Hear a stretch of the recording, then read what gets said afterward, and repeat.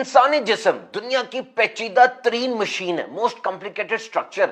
10 اس میں سسٹم کام کر رہے ہیں. یہ اسکیلیٹل ہڈیوں کا، یہ ہضم کا، ڈائجسٹو ہے، سانس کا، اور 78 آرگنز ہیں، مختلف عضو، آنکھ، جگر، گردہ، دل، پھیپڑا، اور 5.6 لیٹر خون گردش کرتا ہے پورے جسم میں، اور دن میں 12,000 میل کا سفر طے کر لیتا ہے. اور 37 کھرب خلیے انسان کے جسم میں سیلز ہیں.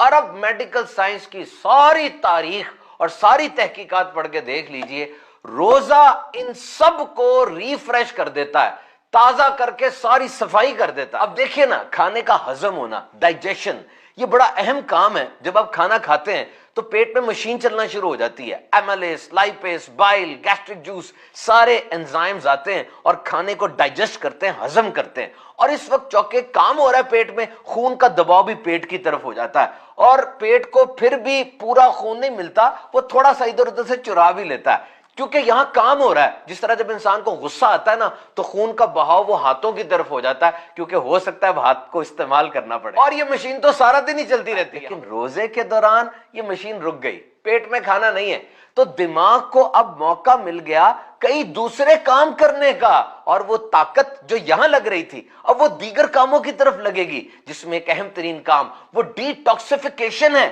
یعنی جسم سے زہریلے مواد کا اخراج. اور یہ جاپنیز سائنٹسٹ یوشیموری اوسومی کی جو تحقیق ہے، لائزوسوم ری سائیکل، کہ اتنی مشین جب چلتی ہے اس میں فاضل مواد، ٹاکسک مٹیریل، زہریلی چیزیں پیدا ہوتی ہیں نا، گند پیدا ہوتا ہے. ایک تو یہ کہ وہ گند نکل جائے، اور روزے کے اندر ایک اسپیشل ری سائیکل مشین ایکٹیویٹ ہو جاتی ہے.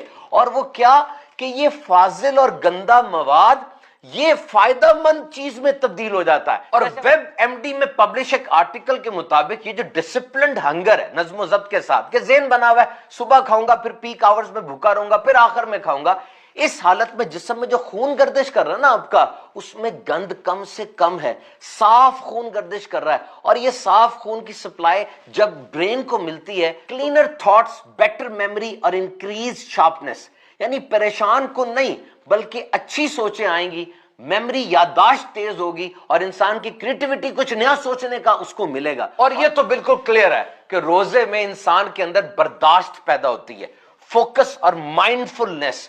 آج جو دنیا میں نفسیاتی بیماریوں کا ایک سونامی آیا ہوا ہے، اوور تھنکنگ کی وجہ سے، روزہ سوچ کو سیٹ کر دیتا ہے کہ دیکھ بندے، تو بھوکا، تو پیاسا صرف اللہ کی رضا کے لیے. مائنڈ سیٹ ہو گیا، فوکس سیٹ ہو گیا، اور اب یہ اچھلتا کودتا دماغ وہ بیلنسڈ اپروچ میں آ جائے گا، اعتدال کے اندر آ جائے گا. اور اب جو دنیا میں 2 ارب سے زیادہ لوگ اوور ویٹ ہیں، ان کا وزن زیادہ ہے یا خطرناک حد تک زیادہ ہے، تو دیکھیے under proper medical guidance fasting can prove to be an effective, surest and easiest way to shell out excessive fats with an acceptable amount of side effects. صحیح طریقے سے روزہ آپ نے رکھا ہے تو جسم کی زائد چربی گھلنا شروع ہو جائے گی. دیکھیں آخری کھانا کون سا کھایا تھا؟ سحری کا نا. 9-10 بجے تک اس کی طاقت ملتی رہی، اس کے بعد طاقت تو چاہیے، کھانا نہیں ہے، تو جسم میں جو زائد چربی ہے وہ گھلے گی تاکہ انرجی ملے. اگر ایسا ہوا کہ جناب افطاری میں کھانا کھایا اور پکوڑے، سموسے، دہی بلے، فروٹ چاٹ، بہت کچھ کھایا، اور تھوڑی دیر بعد کا کھانا لائیں، تو پہلے والا کیا تھا؟ وہ تو افطاری تھی، کھانا تو اب کھائیں گے، اور اس کے بعد رات کو پھر سحری میں.